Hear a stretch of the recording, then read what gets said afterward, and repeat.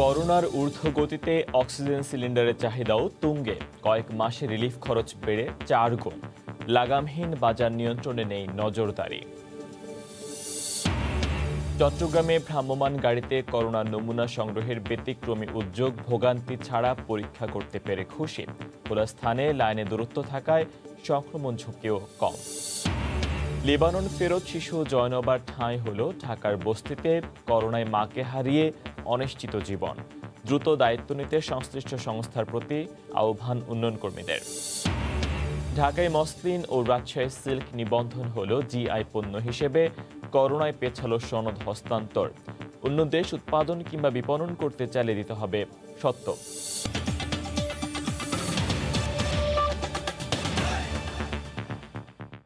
ভোরের সময়ের সঙ্গে আছি ফয়সাল মোরশেদ। করোনা রোগীদের সেবায় অক্সিজেন নিয়ে একদিকে স্বেচ্ছাসেবক তরুণরা শহরের আনাচে কানাচে ছুটছেন, অন্যদিকে অক্সিজেনের চাহিদাকে কেন্দ্র করে চলছে এক শ্রেণীর ব্যবসায়ীদের লুটপাট। গত কয়েক মাসে অক্সিজেন রিলিফ মূল্য বেড়েছে 4 গুণ পর্যন্ত। জরুরি সময়ে সিলিন্ডার নিতে 10,000 টাকা পর্যন্ত জামানত দিতে বাধ্য হচ্ছেন স্বজনেরা। অথচ লাগামহীন এই বাজার নিয়ন্ত্রণে নজর নেই কর্তৃপক্ষের। যাত্রাবাড়ি থেকে মিরপুর, উত্তরা থেকে নারায়ণগঞ্জ, দূরত্ব যাই হোক সম্পর্কটি প্রতিবেশীর। রাত দিন 24 ঘন্টা জরুরি ফোন পেয়েই অক্সিজেন সিলিন্ডার নিয়ে দুধ হয়ে শহরের অলিতে গলিতে ছুটছেন স্বেচ্ছাসেবক তরুণরা। পরামর্শ দিতে জেগে থাকেন তরুণ চিকিৎসকরাও। অনেক ফোন আসে, আমরা আসলে সরবরাহ করতে পারি না অক্সিজেন, কিন্তু যে কেউ হুট করে নিতে পারবে না। ফ্লো আছে, কত লিটারে নিতে হবে আমরা একটা ডক্টরের নাম্বার দিয়ে দিই। স্যাচুরেশনটা মেইনটেইন হচ্ছে না, 93 নিচেই নেমে আসতেছে। তো তাকে আমরা সেক্ষেত্রে পরামর্শ দিয়ে থাকি যে আপনি হসপিটালে ভর্তি হন। যতটুকু সাধ্য তা নিয়েই সর্বোচ্চ চেষ্টা যখন কারো মূলমন্ত্র, তখন অনেকে জীবন বাঁচাতে ছুটছেন অক্সিজেন ভাড়া নেওয়া যায় এমন দোকানে, যেখানে কখনো কখনো জামানতি গুনতে হচ্ছে 10,000 টাকা। সিলিন্ডার প্রতি দৈনিক ভাড়া 2 থেকে 300 টাকা। রিফিল খরচও গত কয়েক মাসে 80 টাকা থেকে ঠেকেছে 300-তে। তারপরও অনেকে বাধ্য হয়েই কিনছেন।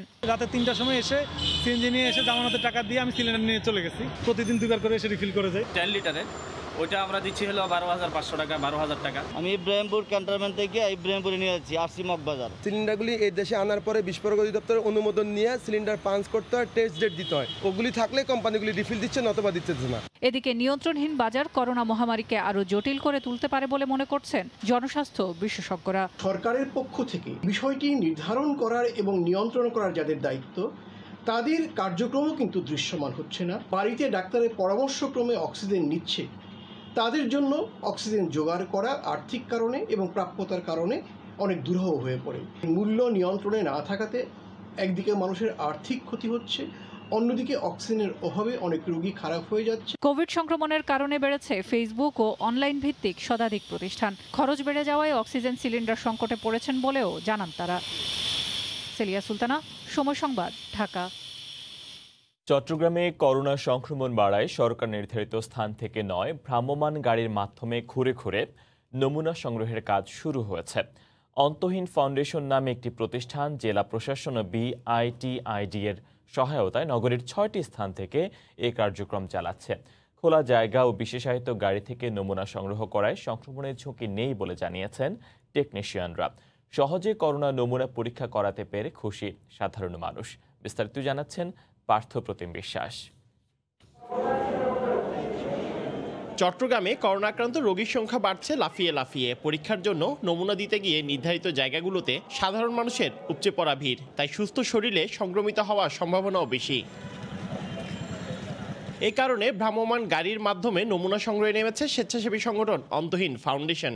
বিশেষায়িত গাড়ির সামনে লাইন ধরে দাঁড়িয়ে নমুনা দিচ্ছেন সাধারণ মানুষ। নগরীর নির্ধারিত 6টি স্থান থেকে শুধুমাত্র সরকারি ফি হিসেবে 100 টাকা দিয়েই কোনো ঝামেলা ও ভিড় ছাড়াই করোনা পরীক্ষা করাতে পেরে খুশি সাধারণ মানুষ। এই ধরনের উদ্যোগ আরও বাড়ানো উচিত, কারণ গত বছর থেকে দেখছি এই অন্তহীন ফাউন্ডেশন অনেক খুব ভালো কাজ করছে। তেমন কোনো হ্যাসেল নেই, এখানে সবাই এসে নির্বিঘ্নে দিয়ে চলে যেতে পারছে স্যাম্পলটা। গাড়ির ভিতর থেকে যেভাবে পরীক্ষা করতেছে এভাবে সংক্রমণ হওয়ার ঝুঁকিটা কম থাকে। বিশেষায়িত গাড়ির মাধ্যমে খোলা জায়গায় নমুনা সংগ্রহ করার কারণে সংক্রমিত হওয়ার সম্ভাবনা নেই বলে জানালেন টেকনিশিয়ানরা। গ্লাস ফিটিং গাড়ি হওয়াতে রোগীর সাথে আমাদের যে একটা ডিস্টেন্স আছে, এই ডিস্টেন্সটা মানলে একজন থেকে আরেকজন সংক্রমক হওয়ার সম্ভাবনা নেই বললেই চলে। পর্যাপ্ত পরিমাণের দূরত্ব বজায় রেখে তারপর রোগীদেরকে যতটুকু সেবা দেওয়ার ততটুকু সেবা দিয়ে আমরা কালেকশন করে থাকি। করোনা টেস্ট করাতে যেয়ে আর্থিক সংকটের বিষয়টি এমন উদ্যোগে অনেকটাই কেটে গেছে বলে দাবি অন্তহীন ফাউন্ডেশনের পরিচালকের। এই কার্যক্রমটাকে যাতে আরও চট্টগ্রাম শহরে সরিয়ে দেওয়া যায় বিভিন্ন এলাকায়, ওই রকম আশা মানুষ আসলে আমাদের কাছে করে। কিটের পরিমাণও বেশি পাচ্ছি না বিদায় আমরা এটা আরও ছাড়িয়ে দিতে পারতেছি না। গত বছর 1636টি নমুনা সংগ্রহ করেছিল অন্তহীন ফাউন্ডেশন। এবছর মহামারী বৃদ্ধি পাওয়ায় আবারও 10 এপ্রিল থেকে নমুনা সংগ্রহের কার্যক্রম শুরু করেছে। পার্থপ্রতিম বিশ্বাস, সময় সংবাদ, চট্টগ্রাম। লিচু গাছে আম, অবিশ্বাস্য ঘটনা। মানুষের মুখে তো বটেই, তোলপাড় সামাজিক যোগাযোগ মাধ্যমও।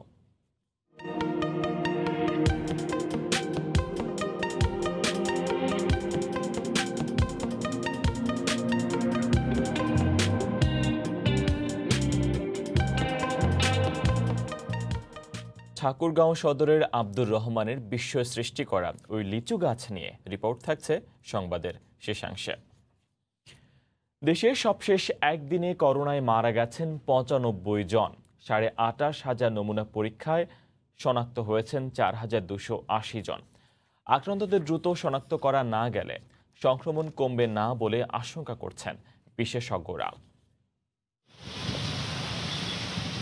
নমুনা পরীক্ষার দীর্ঘ সারিতে ভাটা।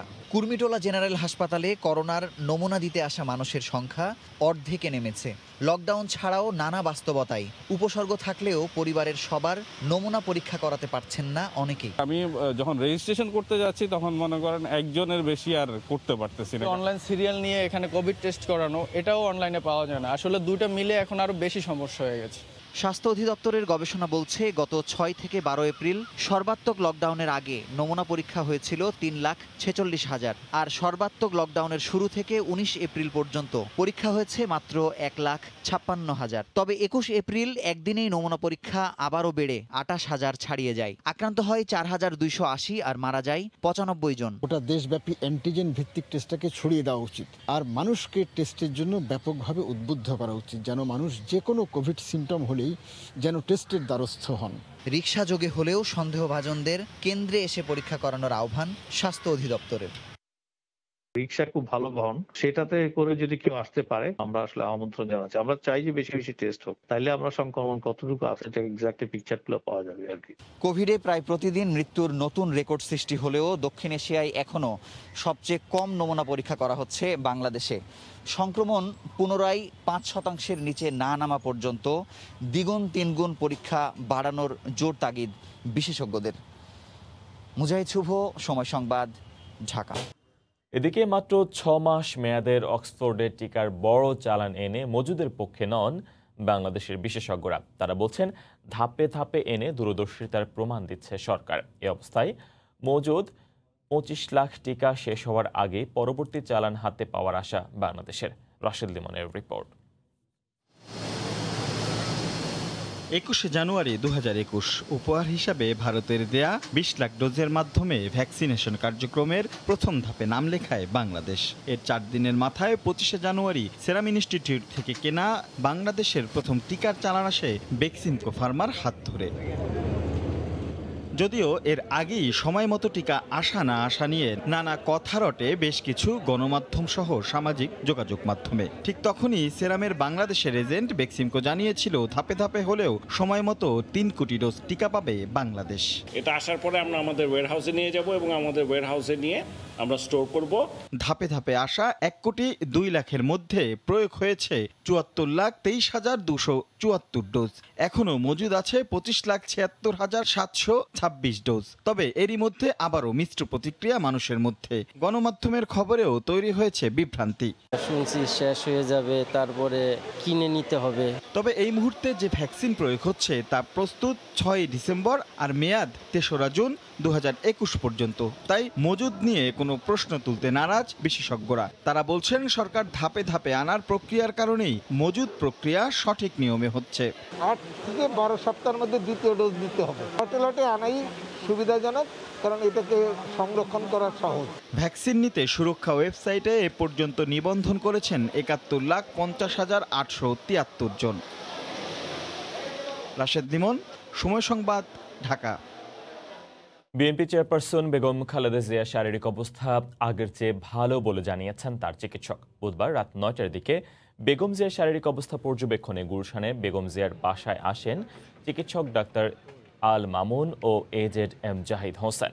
প্রায় ১ ঘন্টা পর্যবেক্ষণ শেষে ডাক্তার AZM জাহিদ হোসেন জানান, আগামী সপ্তাহে দ্বিতীয়বারের মতো বেগম জিয়ার করোনা পরীক্ষা করা হবে। করোনার ভ্যারিয়েন্ট ভিন্ন হওয়ায় এখনই বেগম জিয়াকে করোনা সংখ্যামুক্ত বলার সুযোগ নেই বলেও জানিয়েছেন তিনি। গত ১১ এপ্রিল বেগম জিয়ার করোনা ভাইরাস শনাক্ত হয়।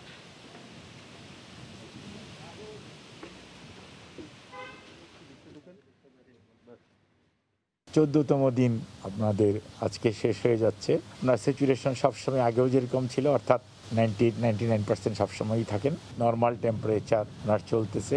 চেস্টে কোনো ধরনের কনজেশন নাই, একমাত্র অল্প শারীরিক দুর্বলতা আছে। ২-১ দিনের মধ্যেই ইনশাল্লাহ ওনার ব্লাড টেস্ট কিছু করা হবে এবং পরবর্তীতে ওনার করোনার যে টেস্ট সেটিও করা হবে। ম্যাডাম ছাড়া আরও ৮ জন, এভরিওয়ান ইজ গেটিং ইমপ্রুভ।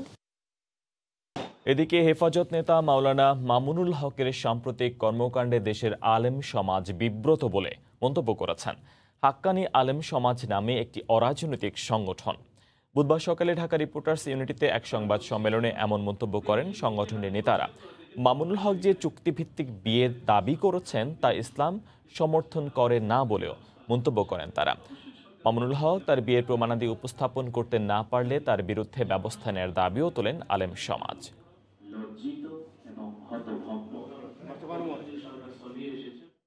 ইসলামী শরিয়ার ভিত্তিতে চুক্তিভিত্তিক কোনো বিবাহ নেই, বরং বিবাহ হতে হবে প্রকাশ্যে। বেগানা মহিলার সাথে কোনো পুরুষের এই ধরনের কোনো গোপন সম্পর্ক, এটি অবশ্যই জঘন্যতম জেনার অপরাধ। একজন ব্যক্তি শুধু কসম করে বলল তিনি আমার স্ত্রী, কিন্তু কোনো প্রমাণ তিনি উপস্থিত করতে পারলেন না। স্ত্রীর পক্ষ থেকে স্বামী হওয়ার জন্য কোনো দাবি এরকমভাবে প্রকাশ্যে আমাদের কাছে আসেও নেই। তাহলে সেক্ষেত্রে আমরা কখনো এটাকে বৈধ স্ত্রী হিসাবে ইসলামের শরিয়া মতে এটাকে স্বীকৃতি দেওয়ার কোনো সুযোগ নেই। বাংলাদেশ বিরোধী চক্রান্ত থামছে না আল জাজিরার। এবার টার্গেট রোহিঙ্গাদের জন্য বাংলাদেশ সরকারের গড়ে তোলা আধুনিক ও নিরাপদ আবাসস্থল নোয়াখালীর ভাসানচর। এই আশ্রয় প্রকল্প নিয়ে নানামুখী অপপ্রচার শুরু করেছে কাতার ভিত্তিক এ সংবাদ মাধ্যমটি। সাক্ষাৎকার ক্যামেরায় কমলদের রিপোর্ট।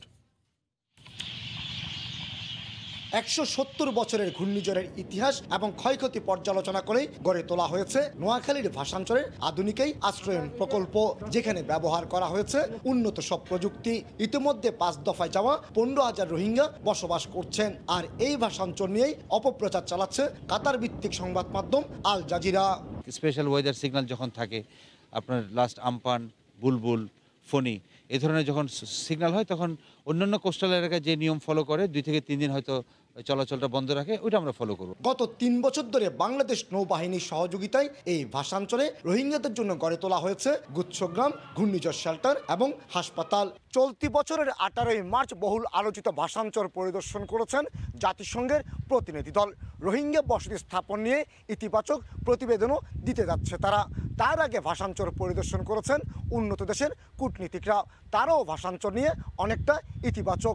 এত কিছু ইতিবাচকের মাঝে নেতিবাচক সংবাদ পরিবেশন করছে কাতার ভিত্তিক সংবাদ মাধ্যম আল জাজিরা। গত 3 বছরে বাংলাদেশের উপর দিয়ে অতিক্রম করে যাওয়া ঘূর্ণিঝড় যেমন এখানে কোনো ক্ষতি করেনি, তেমনি এখন পর্যন্ত জোয়ারের পানি প্রবেশের কোনো নজির নেই। আল জাজিরা যারা কাজ করে তাদের একটা বিরাট অংশ, বিশেষ করে বাংলাদেশ ডেস্কে যারা কাজ করে তারা পাকিস্তানি। কাজেই এই ক্ষেত্রে বাংলাদেশের প্রতি শত্রুতা বশবর্তী হয়েই তারা এই কাজটি করছে। দীর্ঘদিন ধরে বাংলাদেশের স্পর্শকাতর নানা বিষয় নিয়ে চক্রান্ত করে যাচ্ছে আল জাজিরা। আসলে এটা টোটালি একটা অপপ্রচার আল জাজিরার, কারণ সেখানে যে কথাগুলি বলা হয়েছে যে এখানে সাইক্লোনের কথা বলা হচ্ছে, ফ্লাডের কথা বলা হচ্ছে, না সাইক্লোন হয়েছে না ফ্লাড হয়েছে, so it is not proven. বাস্তবের আলোকে কিন্তু এটা বলা হয়নি। মিয়ানমার সেনাবাহিনীর অমানবিক নির্যাতনে প্রাণ ভয়ে পালিয়ে এসে কক্সবাজারে আশ্রয় নেয় 11 লাখ রোহিঙ্গা। এর মধ্যে 1 লাখ রোহিঙ্গাকে ভাসানচরে সরিয়ে নেওয়ার পরিকল্পনা রয়েছে বাংলাদেশ সরকারের। কমল দে, সময় সংবাদ, চট্টগ্রাম। মসলিন এবং রাজশাহী সিল্ক এখন বাংলাদেশের পণ্য। আন্তর্জাতিক মেধাস্বত্ব বিষয়ক সংস্থা OIPOর নিয়ম মেনে এই 2 পণ্যকে ভৌগোলিক নির্দেশক বা জিআই পণ্য হিসেবে নিবন্ধন করেছে প্যাটেন্ট ডিজাইন ও ট্রেডমার্কস অধিদপ্তর। করোনা সংক্রমণ কমলে আনুষ্ঠানিকভাবে বাংলাদেশ তাঁত বোর্ড ও রেশম উন্নয়ন বোর্ডের হাতে তুলে দেয়া হবে জিআই সনদ। জিআই নিবন্ধনের ফলে কোনো দেশ ঢাকায় মসলিন ও রাজশাহী সিল্ক উৎপাদন কিংবা বিপণন করতে চাইলে সত্ত্ব দিতে হবে বাংলাদেশকে। এতে লাভবান হবেন কারিগররা। শুভ খানের রিপোর্ট। চরকাই সম্পদ, চরকাই অন্ন, বাংলার চরকায় ঝলকাই স্বর্ণ। বাংলার মসলিন, বোগদাত রমচিন, কাঞ্চন তৈলেই কিনতেন একদিন। চরকার গান কবিতায় বাংলার মসলিনকে এভাবেই বর্ণনা করেছিলেন ছন্দের জাদুকর সত্যেন্দ্রনাথ দত্ত। ফুটিকার্পাস নামক বিশেষ তুলা থেকে তৈরি ঐতিহ্যবাহী এই কাপড় একসময় হারিয়ে যায় নানা কারণে। তবে প্রধানমন্ত্রী শেখ হাসিনার বিশেষ উদ্যোগে প্রায় 6 বছরের গবেষণায় পুনর্জন্ম হয়েছে মসলিনের। বাতাস থেকে আর্দ্রতা নিয়ে তা ধরে রাখায় রাজশাহী সিল্ক গরমে ঠান্ডা, আবার ঠান্ডায় গরম। আর্দ্রজাতিক পরিমণ্ডলে ঐতিহ্যবাহী এই দুই পণ্যের সত্য প্রতিষ্ঠার উদ্যোগ নেয় বাংলাদেশ রেশম উন্নয়ন বোর্ড এবং তাঁত বোর্ড। ওআইপি এর শর্ত মেনে পেটেন্ট ডিজাইন ও ট্রেডমার্কস অধিদপ্তরের জিআই জার্নালে বলা হয়, 17 শতকে মোঘল আমলে বাংলাদেশে মসলিনের ব্যাপক বিকাশ লাভ করে। 18 ধরনের মসলিন কাপড়ের মধ্যে মলবুস খাস ও মখমল খাস দিয়ে তৈরি হতো সম্রাটের পোশাক। আর 1759 সালের আগে থেকেই রাজশাহী জেলায় রেশম পণ্যের উৎপাদন ও ব্যবহার হয়ে আসছে। জার্নাল প্রকাশের 2 মাসের মধ্যে কোনো আপত্তি না ওঠায় রাজশাহী সিল্ক ও ঢাকাই মসলিনকে ভৌগোলিক নির্দেশক পণ্য হিসেবে নিবন্ধিত করা হয়েছে। এই জিআই ট্যাগ পাওয়ার ফলে আমাদের এক্সপোর্টটাও অনেকটা এগিয়ে যাবে। বসনিরা কিন্তু হত দরিদ্র, এদের দারিদ্র বিমোচনে এটা একটা মাইল ফলক হবে। তারা তাদের পণ্যের ন্যায্য মূল্য পাবে। আসছে 26 এপ্রিল আন্তর্জাতিক মেধাস্বত্ব দিবসে আনুষ্ঠানিকভাবে এই দুই পণ্যের জিআই সনদ হস্তান্তরের কথা থাকলেও করোনায় তা হচ্ছে না বলে জানিয়েছে পেটেন্ট ডিজাইন ও ট্রেডমার্কস অধিদপ্তর। লকডাউনের কারণে এবং প্যান্ডামিকের কারণে সেই অনুষ্ঠানটা কঠিন হয়ে যাচ্ছে। আমরা অনুষ্ঠান করব, এদের প্রয়োজনে আমরা আগেই সার্টিফিকেট দিয়ে দিয়েছি। এর আগে 2016 সালে বাংলাদেশের প্রথম জিআই পণ্য হিসাবে নিবন্ধিত হয় জামদানি, এরপর নিবন্ধিত হয় ইলিশ ও খিরসাপাত আম। শুভ খান, সময় সংবাদ, ঢাকা। করোনা ভাইরাসের দ্বিতীয় ঢেউয়ে থমকে যাওয়া অর্থনীতির জন্য সুখবর দিয়েছে প্রবাসী শ্রমিকরা। চলতি মাসে এখনো পর্যন্ত $133 কোটি বেশি রেমিট্যান্স পাঠিয়েছেন বিদেশে কাজ করা বাংলাদেশিরা, যা গত বছরের পুরো এপ্রিল মাসের তুলনায় $24 কোটি বেশি। বিশেষজ্ঞরা বলছেন, হুন্ডির প্রবণতা কমা ও সরকারি নগদ প্রণোদনার ইতিবাচক প্রভাব পড়েছে রেমিট্যান্স প্রবাহে। এ ধারা অব্যাহত রাখতে জনশক্তি রফতানি সচল রাখার পরামর্শ দিয়েছেন তারা। হরিপদ সাহার রিপোর্ট। করোনা মহামারীর বিস্তারের প্রথম ধাক্কায় গত বছর এপ্রিল মাসে দেশে প্রবাসীদের আয় আসে প্রায় $109 কোটি 30 লাখ। যদিও পরবর্তীতে রেমিটেন্স প্রবাহের গতি বেড়ে যাওয়ায় 2019-20 অর্থ বছরে মোট প্রবাসী আয় দাঁড়ায় $1,820 কোটি 50 লাখ। চলতি অর্থ বছরের জুলাই মাসে রেকর্ড $260 কোটি আসে। অর্থ বছরের প্রথম 9 মাসে মোট রেমিটেন্স এসেছে $1,860 কোটি বেশি। 19 এপ্রিল পর্যন্ত আসা প্রবাসী আয় এ মাসেও বড় অঙ্কের ইঙ্গিত দিচ্ছে। রেমিটেন্স তো খারাপ আসে নাই, ভালোই আসছে আর কি। 15 দিনে তো বেশি আসছেই, 19 তারিখ পর্যন্ত আসছে হলো 1331। বাংলাদেশিদের প্রবাসী আয়ের শীর্ষ দেশের মধ্যে আছে সৌদি আরব, সংযুক্ত আরব আমিরাত, মালয়েশিয়া, কুয়েত, কাতার, সিঙ্গাপুর, ওমান, যুক্তরাজ্য, যুক্তরাষ্ট্র, ইতালি। এসব দেশের অর্থনীতি গত বছরের একই সময়ের তুলনায় বেশি সচল থাকা সহ বিভিন্ন কারণে রেমিটেন্স প্রবাহ বাড়ছে বলে মনে করেন বিশেষজ্ঞরা। এবার ওই সমস্ত জায়গাতে কিন্তু অর্থনীতি এবং ব্যবসা বাণিজ্য অনেকটাই স্বাভাবিক হচ্ছে। এ কারণে তারা বেশি উপার্জন করে রোজা এবং ঈদকে সামনে রেখে তারা বেশি হারে অর্থ পাচ্ছেন। আর আরও দুটো বড় কারণ রয়েছে। একটি হলো যে হুন্ডি এবং অন্যান্য ইনফর্মাল চ্যানেলের মাধ্যমে কিন্তু টাকা পাঠানো অনেকটাই বন্ধ রয়েছে এই করোনা ভাইরাসের কারণে। আর সরকার যেহেতু এই ফর্মাল চ্যানেলে টাকা পাঠানোর ক্ষেত্রে প্রণোদনা অব্যাহত রেখেছেন, এই কারণে শ্রমিকেরা অনেকটাই উৎসাহ পাচ্ছেন এই ফর্মাল চ্যানেলে টাকা পাঠানোর ক্ষেত্রে।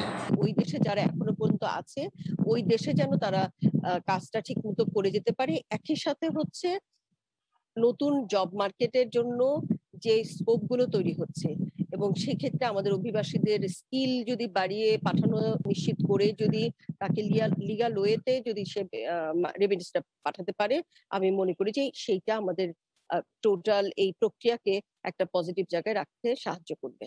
দেশে করোনা বিস্তার রোধে সর্বাত্মক লকডাউনেও বিদেশে কর্মী পাঠাতে বিশেষ ফ্লাইট চালুর সরকারি সিদ্ধান্তকে ইতিবাচক মনে করছেন অভিবাসন খাতের পর্যবেক্ষকরা।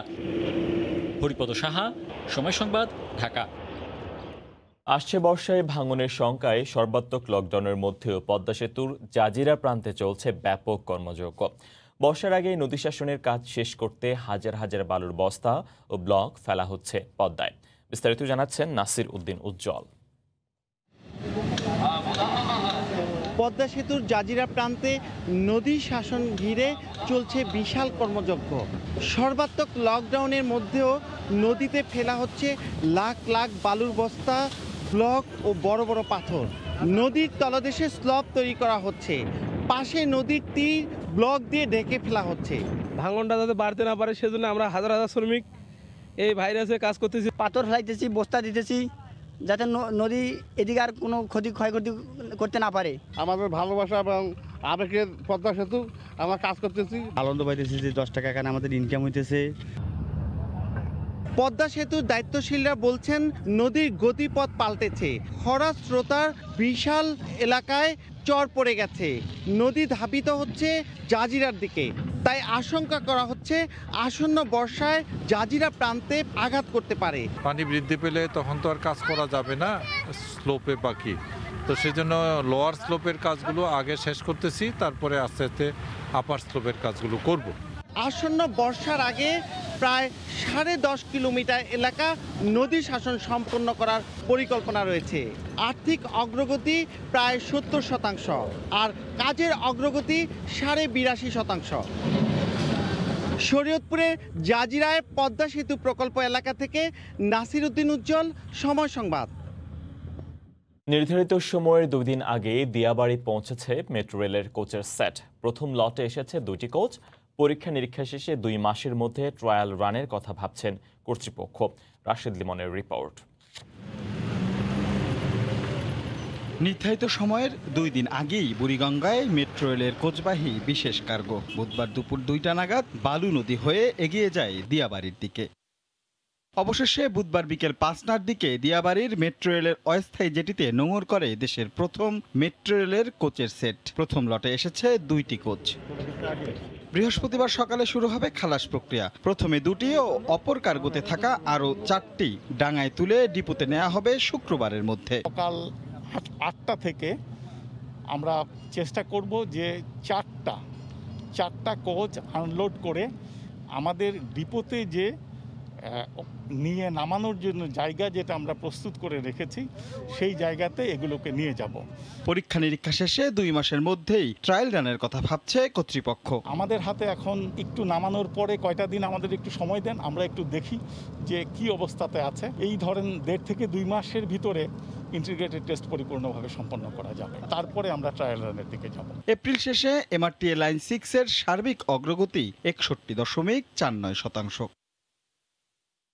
স্বপ্ন পূরণে একই দিনে যেন 2 ধাপ এগিয়ে গেল বাংলাদেশ। একদিকে দিয়াবাড়িতে নোঙর করেছে দেশের প্রথম মেট্রো রেলের সেট, অন্যদিকে দ্বিতীয় সেটটিও জাপানের ওবে বন্দর থেকে রওনা দিয়েছে বাংলাদেশের দিকে। রাশেদ লিমন, সময় সংবাদ, ঢাকা।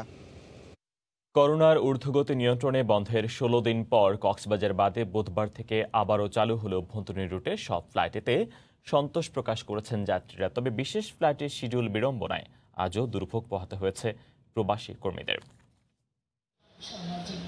লকডাউনে আটকে পড়া প্রবাসী কর্মীদের কর্মস্থলে ফেরার অনিশ্চয়তা কাটাতে শিথিল করা হয়েছে নানা বিধিনিষেধ। এখন থেকে 6টি দেশ দিয়ে বিশেষ ফ্লাইটে বিশ্বের যে কোনো গন্তব্যে যেতে পারবেন অন্য যাত্রীরাও। তবে ট্রানজিট যাত্রীরা আসতে পারবেন না দেশে। এদিকে কিছু বিশেষ ফ্লাইটের যাত্রা বাতিল হলেও নতুন শিডিউল জানানো হয়নি যাত্রীদের।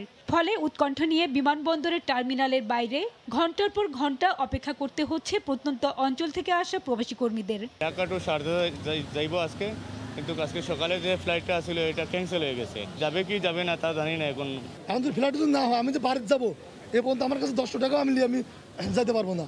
মূলত প্রবাসী কর্মীদের যাত্রাপথের দুর্ভোগ নিরসন ও সাধারণ মানুষের জরুরি কাজে যাতায়াতের জন্য সীমিত পরিসরে চালু হলো অভ্যন্তরীণ রুটের ফ্লাইট। প্রথম দিনে 2টি বেসরকারি এয়ারলাইন্স কক্সবাজার বাদে ঢাকা থেকে 6টি গন্তব্যে ফ্লাইট চালু করে। বৃহস্পতিবার থেকে শুরু করবে বাংলাদেশ বিমান। অনেকদিন আটকে ছিলাম নীলফামারীতে, এখন ভালো লাগতেছে যে আসতে পারছি। অ্যারাউন্ড 50% প্যাসেঞ্জার নিয়ে আজকে আমরা সকালে ফ্লাইটগুলোতে আসলে পরিচালনা করেছি।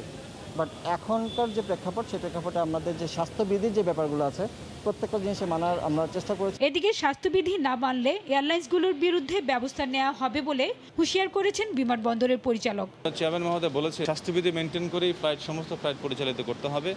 স্বাস্থ্যবিধি যে মানবে না তাদের ফ্লাইট উনি ক্যান্সেল করে দিবেন। মধ্যপ্রাচ্যের 4টি দেশের বিভিন্ন গন্তব্যে আজ 21টি বিশেষ ফ্লাইট যাওয়ার কথা রয়েছে। এদিকে চীনে বিশেষ ফ্লাইট চালুর অনুমতি দেওয়া হলেও আজ যায়নি কোনো ফ্লাইট। হাজিরা শিউলি, সময় সংবাদ, ঢাকা। লকডাউনের কারণে আবারও ক্ষতির মুখে পড়েছেন যশোরের গদখালির ফুল চাষিরা। পহেলা বৈশাখের বাজার ধরতে না পারায় হাতছাড়া হয়েছে প্রায় কোটি টাকার ব্যবসা। বিক্রি না হওয়ায় পরিচর্যার অভাবে গাছেই শুকিয়ে যাচ্ছে ফুল। আবার অনেক চাষি ফেলেও দিচ্ছেন। এ অবস্থায় ঋণের বোঝা লাঘবে ফুলকে কাঁচা পণ্য হিসেবে লকডাউনের আওতা মুক্ত রাখার দাবি তাদের। যশোর থেকে আবুল কালাম আজাদের ছবি ও জুয়েল মৃধা তথ্য নিয়ে রিপোর্ট।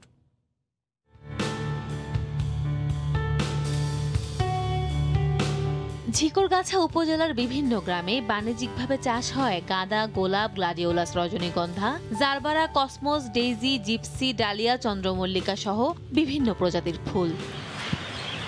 আর এই ফুলকে ঘিরেই এই অঞ্চলের কৃষক ও ব্যবসায়ীদের জীবিকা নির্বাহ হয়। করোনা ভাইরাসের প্রথম ধাক্কা এবং আমপানের কারণে চরম ক্ষতির শিকার হয়েছেন এই অঞ্চলের ফুল চাষিরা। এই ক্ষতি পুষিয়ে নিতে ফের চাষাবাদের মাধ্যমে ঘুরে দাঁড়ানোর চেষ্টা করছিলেন তারা।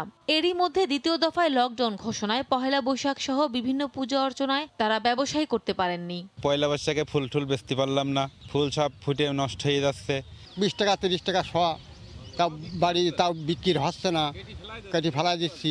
সরকারের যদি মর্জি হয় আমাদের প্রতি, তাহলে আমাদের ফুল চাষের উপরে আল্লাহ তাদের জন্য নজর পড়ে। গত বছরের ক্ষতি পোষাতে ঋণ নিয়ে ফের চাষাবাদ শুরু করেছিলেন তারা। এই লকডাউনে ঋণের বোঝা নিয়ে তারা ভুগছেন হতাশায়। গত বছর লকডাউনে যে অবস্থা আমাদের মাজা ভেঙে গেছে, আর এইবার লকডাউনে তো আমাদের আর বেঁচে থাকার কোনো উপায়ই নেই। ক্ষুদ্র মাঝারি চাষি বহুত ক্ষতিগ্রস্ত। ঋণের টাকা আমরা সামনে কিভাবে দেব, সেটাও আমরা হতাশই যাচ্ছি। এই অবস্থায় সমস্যা সমাধানে ফুলকে কাঁচা পণ্য হিসেবে লকডাউনের আওতার বাইরে রাখার দাবি ফুল চাষি সমিতির। ফুলের একটা কাঁচা পণ্য হিসাবে এবং একটা সম্ভাবনাময় সেক্টর হিসাবে এটার জন্য সরকার তার লকডাউনের আওতা মুক্ত বাইরে রেখে পাইকারি বিক্রেতারা আছে তারা যেন দোকানপাটগুলো খুলে রাখতে পারে। যশোর জেলায় প্রায় 1000 হেক্টর জমিতে ফুল চাষ হয় এবং এর সাথে জড়িত প্রায় 6000 কৃষক। সময় সংবাদ, যশোর। ময়মনসিংহে সরকারি নির্দেশনা না মেনে সরকারি বেসরকারি শিক্ষা প্রতিষ্ঠানের শিক্ষার্থীদের কাছ থেকে আদায় করা হচ্ছে নানা খাতে অতিরিক্ত ফি। ময়মনসিংহ জেলা স্কুলে শিক্ষার্থীদের কাছ থেকে অতিরিক্ত 16টি খাতে ফি নেওয়া হয়েছে। এছাড়া মুসলিম বালিকা বিদ্যালয় সহ বেশ কয়েকটি শিক্ষা প্রতিষ্ঠানেও অতিরিক্ত ফি নেওয়ার অভিযোগ রয়েছে। তবে জেলা প্রশাসন ও শিক্ষা বোর্ডের শীর্ষ কর্মকর্তারা বলছেন, অতিরিক্ত ফি আদায়ের অভিযোগ প্রমাণিত হলে ব্যবস্থা নেওয়া হবে। সায়েম আকন্দের তোলা ছবি নিয়ে হারুনুর রশিদের রিপোর্ট। করোনা মহামারীর কারণে প্রতিষ্ঠান বন্ধ থাকায় সরকারি বেসরকারি শিক্ষা প্রতিষ্ঠানে টিউশন ফির সাথে শুধুমাত্র অত্যাবশ্যকীয় বেসরকারি কর্মচারী ও কম্পিউটার ফি আদায় করতে নির্দেশনা জারি করে মাধ্যমিক ও উচ্চশিক্ষা অধিদপ্তর। কিন্তু ময়মনসিংহ জেলা স্কুলে নির্দেশনা না মেনে শিক্ষার্থীদের কাছ থেকে কৃষি, কমন রুম, সাংস্কৃতিক, নবীনবরণ, ছাপা, ক্রীড়া, আনুষাঙ্গিক সহ 16টি খাতে প্রায় 1000 টাকা করে অতিরিক্ত ফি আদায় করা হয়েছে। লকডাউনের মাঝেই 20 এপ্রিলের মধ্যে শিউরকেশে ফি পরিশোধ করতে হয় তাদের। এছাড়া নগরীর মুসলিম বালিকা উচ্চ বিদ্যালয় ও কলেজেও অতিরিক্ত ফি আদায় করা হচ্ছে বলে অভিযোগ রয়েছে। এতে ক্ষুব্ধ শিক্ষার্থী ও অভিভাবকেরা। প্রধান শিক্ষক এই খাতটাকে বাড়ায়া 17 থেকে 18টা খাতে টাকা নিতেছে। যে টাকা চা হয়েছে এই টাকা তো এই করোনাকালীন দেওয়ার জন্য আমাদের সামর্থ্য নাই। করোনার সময় আমাদের সংসারে চলে না, কামাই রোজগার সব বন্ধ, তোরা টাকা কেমনে দিবা? কেন এই টাকাটা আমাদের কাছ থেকে অতিরিক্ত নেওয়া হচ্ছে, এটার জন্য একটা সুষ্ঠু তদন্ত হয়। শিক্ষা প্রতিষ্ঠান প্রধানরা বলছেন, নিয়ম মেনেই ফি আদায় করছেন তারা। স্টুডেন্ট নাই, বাট স্কুলটাকে টিকিয়ে রাখার জন্য তারকে পরিচর্যা করা দরকার আছে, সেই জন্য কিছু কিছু বিষয় দরকার আছে, সেই জন্য এগুলো নেওয়া হয়েছে। এখানে আমাদের 1 বছর সেশন ফি আছে 500 টাকা, আর বুঝো উন্নয়ন ফি আছে বুঝো 3000 টাকা, এই মিলে 5200 টাকা। জেলা প্রশাসন ও শিক্ষা বোর্ডের শীর্ষ কর্মকর্তারা বলছেন, অতিরিক্ত ফি আদায়ের অভিযোগ প্রমাণিত হলে ব্যবস্থা নেওয়া হবে। কোনো প্রতিষ্ঠানেরই অতিরিক্ত টাকা নেওয়ার কোনো সুযোগ নেই। যেহেতু বিষয়টা আমাদের কাছে এসেছে, আমরা অবশ্যই এই বিষয়টা খতিয়ে দেখব। কেন মাউসির নির্দেশনা উপেক্ষা করে তারা ফি আদায় করলো সে বিষয়টি আমরা দেখব এবং মন্ত্রণালয়কে অবহিত করব। ময়মনসিংহ নগরীর 3টি প্রতিষ্ঠান সহ 10 থেকে 12টি শিক্ষা প্রতিষ্ঠানে অতিরিক্ত ফি নেয়ার বিষয়ে শিক্ষা বোর্ডে অভিযোগ জমা পড়েছে বলে জানা গেছে। হারুনুর রশিদ, সময় সংবাদ, ময়মনসিংহ। অবশেষে জীবিত হিসেবে স্বীকৃতি পেলেন নেত্রকোনার আব্দুল আওয়াল। বিভিন্ন প্রত্যয়নপত্র নিয়ে নির্বাচন কমিশনে আবেদনের প্রেক্ষিতে বুধবার দুপুরে ভোটার তালিকা সংশোধন করে নির্বাচন অফিস। 2012 সালে ভোটার তালিকা হালনাগাদে আব্দুল আওয়ালকে মৃত উল্লেখ করা হয়। ভোটার আইডির তেমন বেশি প্রয়োজন না থাকায় এ ব্যাপারে জানতেন না তিনি। পরবর্তীতে স্থানীয় সরকার নির্বাচনে ভোট দিতে গেলে মৃত উল্লেখের বিষয়টি বেরিয়ে আসে। জীবিত থাকার পরেও আইডিতে মৃত থাকায় নানা সমস্যায় ভুগছিলেন আওয়াল। 2017 সালে নির্বাচন অফিসে আবেদন করা হয় সংশোধনের জন্য। অবশেষে ভোটার আইডিতে নিজ অস্তিত্ব ফিরে পান আওয়াল। এ ব্যাপারে তদন্ত করে ব্যবস্থা নেওয়ার কথা জানিয়েছেন উপজেলা নির্বাচন কর্মকর্তা। ভোটার তালিকায় আমার মৃত ঘোষণা করার জন্য যারা দায়ী, অবশ্যই তো একটা কারণ ছিল, নাহলে তো আর অটোমেটিক তো আর সেটা ডিলেট হয় নাই। ডিলেট হওয়ার যে কারণগুলো খতিয়ে দেখে তার দৃষ্টান্তমূলক শাস্তি দাবি করি। এবং আমার যে ক্ষতিগুলো হয়েছে সেই ক্ষতিগুলো, যেমন আমি চাকরি করতে পারতেছি না, আমি সরকারি চাকরি পাইনি, আমার সরকারি চাকরি মেয়াদ গেছে, ওইগুলোর জন্য সরকার আমার সুদৃষ্টি দেয়। 2018 সালে বিয়ে হয়েছে। বিয়ে হওয়ার পরে আমি তো আগে জানি না ওর বিষয়ে যে আইডি কার্ডে সে ডেথ, কিন্তু এখন বিয়ে হওয়ার পরে বিভিন্ন জায়গায় সে আবেদন করতে যায়, দেখা যাচ্ছে যে সে বিভিন্ন জায়গা থেকে বঞ্চিত হচ্ছে। এই ভুলটা তো আমাদের অফিসের জন্য হয়নি, এটা হলো একজন তথ্য সংগ্রহকারী বা এই যে তথ্য সংগ্রহ করে একজন দেওয়া তথ্যের ভিত্তিতেই এগুলো কর্তন হয়ে থাকে। এটা নির্বাচন কমিশন সম্পূর্ণ এখতিয়ার দিন, উনি যে আদেশ প্রদান করবেন বিধিগতভাবে ব্যবস্থা নেব আমরা। গাজীপুরে সর্বাত্মক লকডাউনে ঝুঁকি নিয়ে কর্মস্থলে যাচ্ছেন কারখানা শ্রমিকেরা। সামাজিক দূরত্ব নিশ্চিত না হওয়ায় বাড়ছে করোনা সংক্রমণের শঙ্কা। এ বিষয়ে বিস্তারিত জানাতে কোনাবাড়ি এলাকায় আছেন সহকর্মী রাজিবুল হাসান। সরাসরি যুক্ত হচ্ছি তার সঙ্গে। রাজিবুল,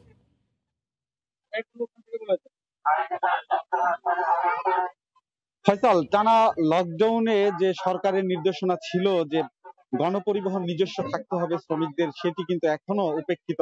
আমরা সকাল থেকে বেশ কয়েকটি এলাকায় ঘুরেছি, এখন রয়েছি কোনাবাড়িতে। এখানে একেবারে যে গণপরিবহনের ব্যবস্থা শ্রমিকদের জন্য সেটি আমাদের চোখে পড়েনি। হাতে গোনা দুই একটি প্রতিষ্ঠান ছাড়া বেশিরভাগ প্রতিষ্ঠানেই কিন্তু গণপরিবহনের ব্যবস্থা নেই। আমরা রয়েছি কোনাবাড়ি এলাকার স্ট্যান্ডার্ড একটি পোশাক কারখানায়। সেখানে আমরা আপনারা দেখতে পাচ্ছেন যে শ্রমিকরা এখন কর্মস্থলে প্রবেশ করছেন এবং এই যে প্রধান ফটক, সেই ফটকটা আমরা দেখছি যে খানিকটা সামাজিক দূরত্ব মানার তারা চেষ্টা করলেও প্রচুর কিন্তু শ্রমিক থাকার কারণে অনেক ক্ষেত্রেই সেটি মানা সম্ভব হচ্ছে না।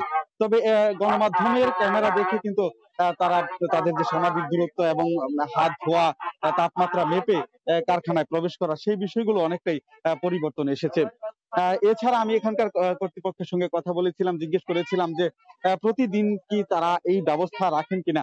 তারা দাবি করেছেন যে শ্রমিকদের প্রবেশ এবং বের হওয়ার সময় তাদের যে সরকারের যে নির্দেশনা এবং করোনার সংক্রমণ রোধে যে ব্যবস্থা, সেগুলো করা হয়ে থাকে। এখানে প্রথমে একজন শ্রমিক কারখানার প্রধান ফটকে ঢোকার সঙ্গে সঙ্গে তাদের তাপমাত্রা মাপা হয়, পরবর্তীতে হাত ধোয়ার জন্য যে লিকুইড সেগুলো দেওয়া হয় এবং 20 মিনিট ধরে সেখানে হাত ধুয়ে প্রত্যেকটি শ্রমিক কারখানায় প্রবেশ করে এবং ভেতরে তারা তাদের কার্যক্রম চালিয়ে যায়। প্রথমে বলছিলাম যে সবকিছু ঠিক থাকলেও কিন্তু প্রধান যে বিষয়টি, অর্থাৎ শ্রমিকরা যখন তাদের বাসা থেকে কর্মস্থলে আসবেন তখন যে গণপরিবহনের ব্যবস্থা, সেই গণপরিবহনের ব্যবস্থা একেবারেই নেই, যে কারণে কিন্তু সংক্রমণের ঝুঁকি থেকেই যায়। লেগুনা, টেম্পো থেকে শুরু করে অন্যান্য যেসব যানবাহন রয়েছে, ছোট ছোট যানবাহন, গণপরিবহন যদি আমরা রাস্তায় দেখিনি, সেগুলো ধরে কিন্তু তারা তাদের এই কর্মস্থলে আসছে। তো আমরা এই পর্যায়ে একটু জানার চেষ্টা করব যে আসলে এই যে তারা কারখানার কর্তৃপক্ষ কিভাবে আসলে কি প্রসেসে তাদের এই শ্রমিকদের ভেতরে নিচ্ছেন, এবং আপনারা আসলে এই যে করোনার এই ঊর্ধ্বমুখী অবস্থানে আমরা রয়েছি, তো এখন আপনারা আসলে এই যে শিল্প প্রতিষ্ঠান খোলা রয়েছে, চালাচ্ছেন সরকারি নির্দেশনা অনুযায়ী, কিন্তু কিভাবে আপনারা কি কোনো পরিবর্তন নিয়ে এসেছেন কিনা এই করোনার কারণে? জি, আসসালামু আলাইকুম। হ্যাঁ, আমরা আসলে এই প্যান্ডামিক সিচুয়েশনে আমরা আমাদের ফ্যাক্টরিতে স্টেপ বাই স্টেপ আমরা ঢুকাচ্ছি। আপনারা দেখতে পাচ্ছেন যে লোকজন সিরিয়ালে ঢুকতেছে, দূরত্ব বজায় রেখে, এবং সাবান পানিতে আমাদের হাতে সাবান দেওয়া হচ্ছে এবং হাত ধোয়ার ব্যবস্থা আছে। 20 সেকেন্ড করে প্রত্যেকে হাত ধুচ্ছে।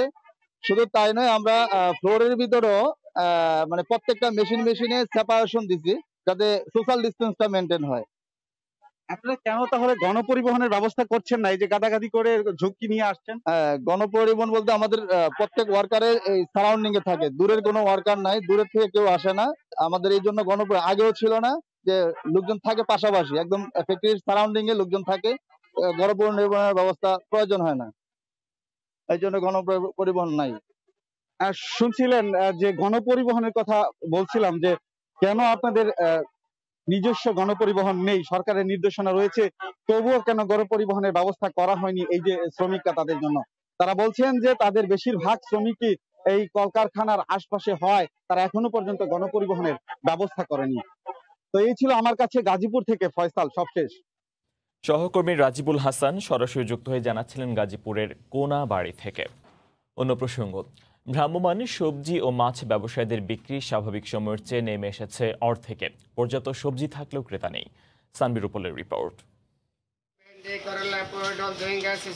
ষাট-ঊর্ধ্ব লিয়াকত মিয়া ২০ বছরের বেশি সময় ধরে কারাওন বাজার থেকে সবজি কিনে মাথায় নিয়ে দিনভর পাড়া মহল্লায় বিক্রি করেন। তবে গেল কয়েকদিনে লকডাউনে তার বিক্রিতে ভাটা পড়েছে। লকডাউনে কি বেচা বিক্রি ভালো হয় না আগে ভালো হয়? আগে ভালো হইতো, এখন খারাপ হয়।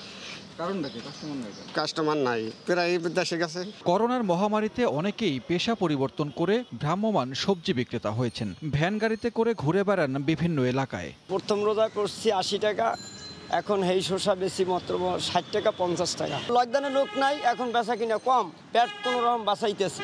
মহল্লার সবজির দোকানেও নেই বিক্রি। একদিকে রোজা, তার উপর লকডাউন। ৫০ টাকার নিচে সবজি নেই বললেই চলে, কিন্তু বিক্রি কম। শসা আনছি 3 দিন আজকে, লাল হয়ে গেছে। ওই বেগুন আনছি ওইটা কালকের, মিষ্টি কুমড়া কালকের, কলা আনছি পরশু দিন, আজকে 3 দিন। পণ্যের সরবরাহের কমতি না থাকলেও খুব বেশি প্রয়োজন ছাড়া বাজারমুখী হতে চান না ক্রেতারা। বয়স একটু হয়েছে, বড় ছেলেটি টুকটাক যাই লাগে বাজার করে। এই তো লকডাউন, এই যে করোনা মরোনা, একটা বয়সের তো আছে। পিছে যাচ্ছি তো এই জন্য আর কি নিয়ে নিলাম। বাজারে গেলে তো মানুষজন বেশি থাকে, এই জন্য আর কি। পাড়া মহল্লা কিংবা ভ্রাম্যমাণ সবজি বিক্রেতা, স্বল্প পুঁজির এসব ব্যবসায়ীরা এখন করোনা মহামারী মাথায় নিয়ে জীবন জীবিকার তাগিদে প্রতিনিয়ত করছেন টিকে থাকার লড়াই। সানবির রূপল, সময় সংবাদ, ঢাকা। চট্টগ্রামে ১৪০০ বস্তা চাল জব্দ করেছে গোয়েন্দা পুলিশ। এ ঘটনায় একজনকে আটক করা হয়েছে। পুলিশ জানিয়েছে, মঙ্গলবার রাতে বন্দর জেটি থেকে সরকারি চাল বহনকারী একটি ট্রাক নজরদারিতে আনে গোয়েন্দা পুলিশ। ট্রাকটি নোয়াখালী যাওয়ার কথা থাকলেও তার পরিবর্তে পাহাড়তলী বাজারের মাহি ট্রেডার্সের গুদামে চলে আসে। পরে ওই গুদামে অভিযান চালিয়ে জব্দ করা হয় বিপুল পরিমাণ সরকারি চাল। আটক করা হয় গুদাম মালিককে।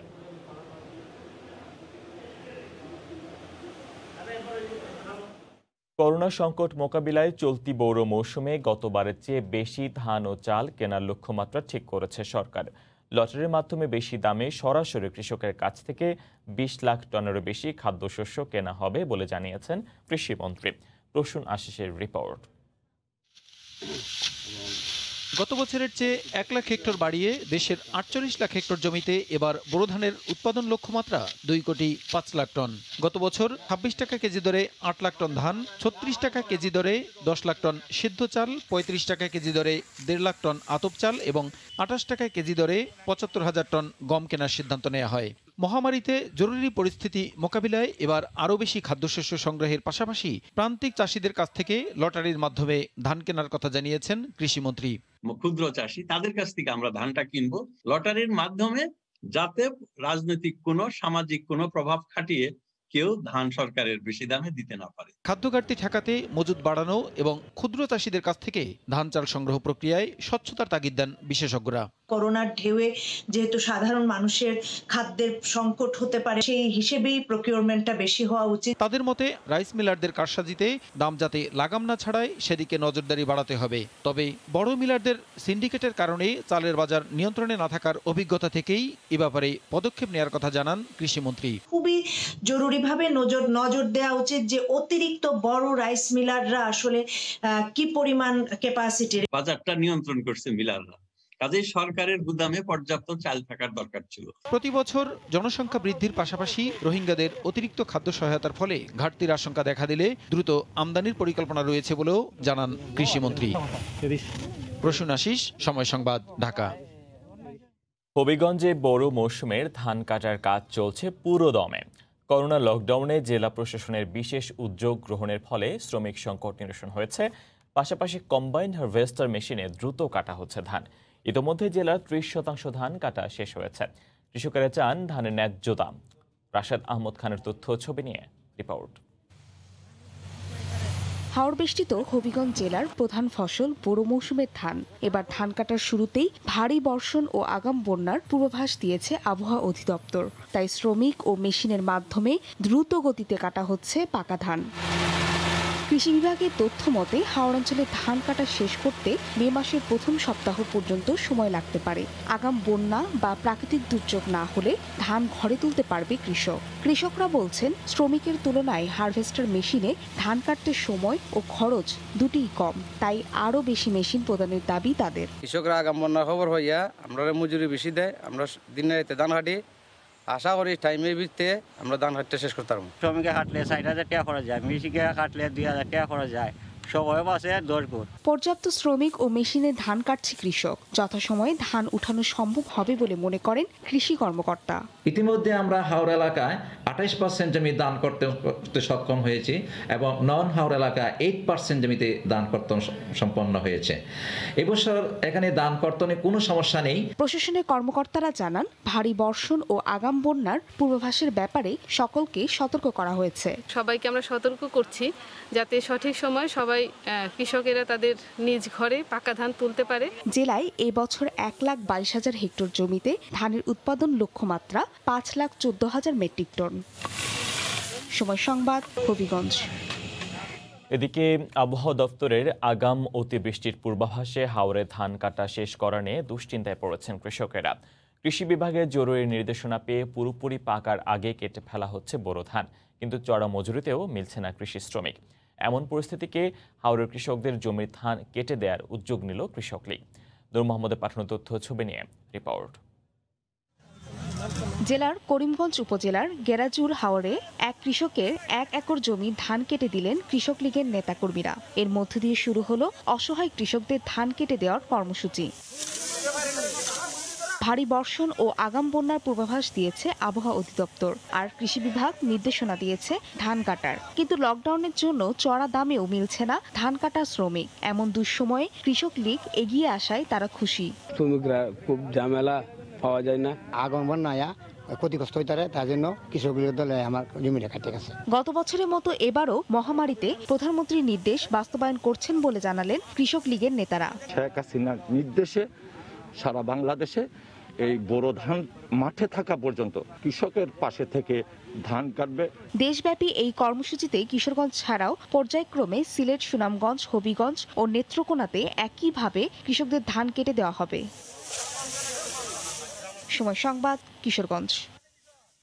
নওগাঁর হাটে উঠতে শুরু করেছে নতুন ধান। মৌসুমের শুরুতে মনপ্রতি ১০০ টাকা পড়ে গেছে দর। এ বিষয়ে বিস্তারিত জানাতে চোখগড়ি হাটে আছেন সহকর্মী এমআর রকি। সরাসরি যাচ্ছে তার কাছে। রকি। ধন্যবাদ ফয়সাল। গত 10 এপ্রিলের পর থেকে কিন্তু ধান আস্তে আস্তে এই হাটগুলোতে আসতে শুরু করেছে। প্রান্তিক কৃষকরা মাঠ থেকে কেটে তোলা ধান তাদের সাংসারিক প্রয়োজনের তাগিদে কিন্তু এখন হাটে তুলছেন। তবে হাটে তোলার পর থেকে কিন্তু আমরা যেটা লক্ষ্য করছিলাম, সরবরাহ যত বাড়ছে আস্তে আস্তে কিন্তু দামের ক্ষেত্রে কিছুটা নিম্নমুখী এখানে লক্ষ্য করা যাচ্ছে। তবে প্রথম পর্যায়ে হাটগুলোতে আজকের যে দরে ধান বেচে কিনা চলছে, জিরা শাল জাতীয় যে ধান রয়েছে এই ধানগুলো কিন্তু 980 থেকে সর্বোচ্চ 1000 টাকা দরে এখানে ধান বেচা কিনা চলছে। তবে এই ধানের কিন্তু বিগত দিনগুলোতে 1200 থেকে 1250 টাকা পর্যন্ত, প্রকারভেদে 1300 টাকা পর্যন্ত কেনা বেচা হয়েছিল। তবে এই ধান নতুন পর্যায়ে হাটে আসার কারণে কিন্তু কিছুটা দর পড়ে যায় সবসময়। এক্ষেত্রে কৃষকরা যেটা বরাবরই বলে থাকেন যে সরবরাহ বাড়লে ব্যবসায়ীরা তখন এই ধানের দরদামের ক্ষেত্রে একটা সুযোগ দিয়ে থাকেন। তারা হঠাৎ করে দামটা কমিয়ে দিয়ে মুনাফার খাতটা কিন্তু তাদের পকেটে নেওয়ার চেষ্টা করেন। তো এই ব্যবস্থার ক্ষেত্রে কিন্তু কৃষকদের বরাবরই অভিযোগ যে বাজারে একটা নজরদারি থাকা দরকার, কারণ এই অঞ্চলে কিন্তু বিপুল পরিমাণের ধানের আবাদ হয়ে থাকে এবং ধান কেনা বেচার সাথে অসংখ্য কৃষক জড়িয়ে আছেন। তবে এই পরিস্থিতিতে কিন্তু তাদের যে দাবি সেটা হলো ন্যূনতম যে বাজার ব্যবস্থা যদি না হয় তাদের কিন্তু কাঙ্ক্ষিত বাজার থেকে তারা অনেকটাই দূরে থাকেন এবং এবছর কিন্তু প্রাকৃতিক বালাই কিছুটা কম থাকলেও উৎপাদন ব্যবস্থায় কিন্তু খরচের খাত অনেক লম্বা হয়েছে বলছেন কৃষকরা। তো এক্ষেত্রে আমরা একজন এখানকার ব্যবসায়ীর কাছ থেকে একটু জানবো আজকের বাজার ব্যবস্থার সাথে তিনি কি দরে ধান কিনা বেচা করছেন। আপনি একটু বলবেন। সালামু আলাইকুম। আজকে ধানের বাজার ছিল চিকুন ধান যেটা 920, 30, 40, 50 টাকা, যে ধান বিগত সময় 1200-1300 টাকা ছিল, হঠাৎ করে বাজার কম। নতুন ধান কাটা মারা শুরু হয়েছে, আরো আগামী হাটে আরো বেশি প্রচুর পরিমাণ ধান আমদানি হবে। এখানে কৃষকদের ধান কাটার এখানে কোনো নাই, মজুরি পাওয়া যাচ্ছে না। আর আজকে হঠাৎ করে বৃষ্টি ধান নষ্ট হয়, কিছু ধান পড়ে গেছে মাটিতে। ধানের বাজার মোটামুটি এইরকম বাজার চলছে আজকে। ধন্যবাদ আপনাকে। বলছিলেন এখানকার একজন ধান বিক্রেতা, তিনি যে বিষয়টি বলছেন যে এখানে কিন্তু ধানের যে বাজার এটা বিগত দিনগুলোতে কিন্তু জাম্পিং করছিল, ধানের দর অনেকটাই বেশি ছিল, 1200 থেকে 1300 টাকা। এই বাজার কিন্তু গত 1-1.5 সপ্তাহের ব্যবধানে 150 থেকে প্রকারভেদে 200 টাকা কিন্তু কমে এসেছে। তো এই কমে যাওয়াটাকে কৃষকের জন্য একটা অশনি সংকেত বলা হয়ে থাকে। কৃষকরা বলেন যে পরিমাণ তাদের খরচ হয় সেই তুলনায় কিন্তু কাঙ্ক্ষিত দরের জায়গাটা সবসময় তারা একটা দূরে থাকেন এবং এই দূরে থাকার মূল বিষয়টিকে তারা প্রাধান্য দিয়ে থাকেন যে ব্যবসায়ীরা তাদের একটা খেয়াল খুশি মতো বাজার ব্যবস্থা নিয়ন্ত্রণ করার কারণে কিন্তু প্রত্যাশিত দরটা তারা পান না। এই জেলায় কিন্তু জানি রাখি এবছর 1,90,000 হেক্টর জমিতে ব্যুরো ধানের আবাদ করা হয়েছে, যেখান থেকে কৃষি বিভাগ আশা করছে 10 লক্ষ মেট্রিক টন ধান কৃষকের ঘরে উঠবে এবং এই মৌসুমে কিন্তু ইতিমধ্যে ধান কাটা মারাই শুরু হয়েছে এবং এই লকডাউনের কারণে কিছুটা দূরের শ্রমিক না আসার ফলে কিছুটা ব্যাহত হচ্ছে ধান কাটা মারাই, কৃষকরা বলছেন। এবং এই ধান কাটা মারাই পুরো দমে শুরু হলে বা পুরো ধানটা যখন কৃষকের ঘরে উঠবে সেই ক্ষেত্রে কিন্তু এই বাজার ব্যবস্থাটাকে একটা কাঙ্ক্ষিত দর তারা আশা করছেন, কারণ প্রতি বিঘা জমিতে যে পরিমাণ তাদের খরচ, সেই খরচের তুলনায় বাজারের যে ন্যূনতম যে নিশ্চিত বাজার থাকা দরকার সেই জায়গায় কিন্তু তাদের একটা নজরদারি কম থাকে এবং এই মুনাফাটা কৃষকের মুনাফাটা ব্যবসায়ীদের পকেটে চলে যায়, এই কথা কিন্তু এখানকার চাষিরা বলছেন। তো ফাইসাল, এই ছিল নওগাঁর চকগড়ি হাটে ধান কেনা বেচার খবর আমার কাছে। সহকর্মী এমআর রকি সরাসরি জানাচ্ছিলেন ধান কেনা বেচার খবর নওগাঁর চকগড়ি হাট থেকে।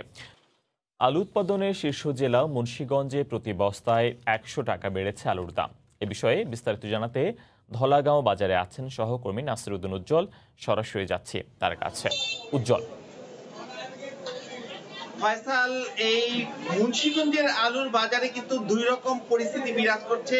যে মুন্সিগঞ্জের যে 68টি হিমাগার রয়েছে সেখানে প্রায় 5.5 লাখ মেট্রিক টন আলু মজুদ রয়েছে। সেখানকার আলুর দাম কিন্তু বেড়ে যাচ্ছে। যে আলু 12 টাকা কেজি দরে হিমাগারে রাখা হয়েছিল সেই আলুর দাম কিন্তু এখন 15 টাকা কেজি দরে উন্নীত হয়েছে এবং সেখানে 50 কেজি এই যে বস্তা, সেই বস্তা কিন্তু এখন বিক্রি হচ্ছে 750 টাকায় এবং সেই হিমাগারের দলিল বিক্রি হচ্ছে এবং অনেকেই সেগুলো কিনছেন, কারণ ধীরে ধীরে ওই আলুর দাম বাড়ছে। এদিকে যে আলু হিমাগারে সংরক্ষণ করা যায়নি, বাড়িতে স্তূপ আকারে রাখা হয়েছে বা গোলায় রাখা হয়েছে বা বিভিন্ন কৌশলে তারা স্থানীয় পদ্ধতি ব্যবহার করে আলু রেখেছেন, সেই আলুর দাম কিন্তু বাড়ছে না। এই কারণ হচ্ছে যে এই আলুগুলো পচে যাচ্ছে, কৃষক দ্রুত সেগুলোকে বাজারজাত করবার চেষ্টা করছেন এবং এখন গরম বেশি থাকবার কারণে কিন্তু আলু তেমন খাচ্ছেন না বলে এখানকার যারা আলু সংশ্লিষ্ট তারা আমাদেরকে জানাচ্ছেন। এবং এই ব্যাপারে এখানকার একজন চাষি আছেন যিনি প্রচুর আলু উৎপাদন করেছেন, কিন্তু এই উত্তরাঞ্চলের আলুতে এই হিমাগারগুলো ভরে যাওয়ার কারণে সেখানে তিনি সংরক্ষণ করতে পারেননি বলে এখন কিন্তু তিনি যে স্থানীয়ভাবে আলু যে গোলায় রেখেছেন সেই আলু এখন বিক্রি করতে গিয়ে বিপাকে পড়েছেন। একটু যদি আমাদেরকে বলতেন যে কি অবস্থা আপনার এখন আলুর বাজারটা, এবং হিমাগারের আলু বাড়ছে, বাইরের আলুর দাম কমছে কেন? হিমাগারের আলুটা উত্তরবঙ্গের আলুটা আমাদের বিক্রমপুরে আইসা মনে করেন হিমাগারে রাজশাহী আলুটা প্রস্তুত করে এমন ঘোরাও ফেলেছে। আমাদের বিক্রমপুরের আলুটা মনে করেন করে রাখতে পারে লামি হয়ে গেছে, কারণে রাখতে পারে না। এই কারণে আমাদের 11 টাকা থেকে 12 টাকা আমার 10 টাকা আছে, এই দামে বিক্রি হইতে হবে। আর হিমাগারের আলুটা 15 টাকা বিক্রি হচ্ছে কেন? এটা বাড়ছে কেন? এটা হলো স্টোর রাখছে, এটা স্টোরে আলুটা ভালো থাকে, আলুটা একটু রং ভালো। হ্যাঁ, আবার আমাদের বিক্রমপুর আলুটা রং একটু ডিপ, ওটা একটু পরিষ্কার। আমাদের বিক্রমপুর আলুটা সহজ বেশি, ওটা কিন্তু আপনি কেন আলু হিমাগারে রাখতে পারলেন না? রাখতে পারি না, ওই উত্তরবঙ্গের আলুটা আইসা সম্পূর্ণ ভরে ফেলে। ধন্যবাদ আপনাকে। এখানে যে এই বাজারের একজন আড়তদার, আমরা তার সঙ্গে কথা বলবো যে এখানে আলু বর্তমান বাজারের অবস্থাটা একটু আমাদেরকে যদি বলতেন, আর মুন্সিগঞ্জের আলুটা হিমাগারে সংরক্ষণ করতে না পারার কারণটা যে আপনি বলছিলেন সেটি যদি আমাদেরকে বলতেন। মুন্সিগঞ্জের আলুটা অগ্রহায়ণ মাসের পয়লা সপ্তাহে যারা আলু লাগাইছে, এই লাগানোর পরে কিছুদিন পরে আবার একটা বৃষ্টি হয়েছে অগ্রহায়ণ মাসে। বৃষ্টি হওয়ার কারণে 15 দিন পাচ্ছে গেছে জমি জোয়াইতে ওই 15 দিন পাচ্ছনের ফলে জমিন ওই 15 দিন পরে লাগানে আবার হেঁদা উড়াইতে 15 দিন দেরি হয়ে গেছে। তো এই সুযোগে যারা নেই ব্যবসায়ী, যারা হিমাগারে মাল রাখে, তারা উত্তরবঙ্গে থেকে তারা আলু কিনা নিয়ে এসছে। অনেক আলুই মুন্সিগঞ্জে কোল্ড স্টোরে রাখছে। তো হেঁদা উড়াইতে যে মুন্সিগঞ্জের আলু দেরি হয়ে গেছে, এই কারণে অনেকে থুইতে পারছে, অনেকে থুইতে পারে নাই।